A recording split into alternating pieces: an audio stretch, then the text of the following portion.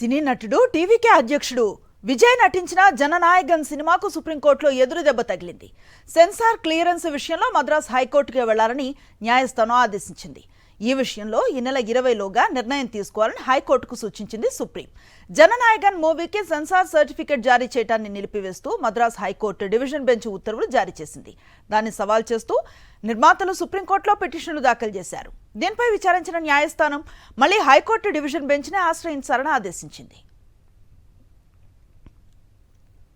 సినీ నటుడు టీవీకే అధ్యక్షుడు విజయ్ నటించిన జననాయగన్ సినిమాకు సుప్రీంకోర్టులో ఎదురు దెబ్బ తగిలింది. సెన్సార్ క్లియరెన్స్ విషయంలో మద్రాస్ హైకోర్టుకు వెళ్లాలని న్యాయస్థానం ఆదేశించింది. ఈ విషయంలో ఈ నెల 20లోగా నిర్ణయం తీసుకోవాలని హైకోర్టుకు సూచించింది సుప్రీం. జననాయగన్ మూవీకి సెన్సార్ సర్టిఫికెట్ జారీ చేయడాన్ని నిలిపివేస్తూ మద్రాస్ హైకోర్టు డివిజన్ బెంచ్ ఉత్తర్వులు జారీ చేసింది.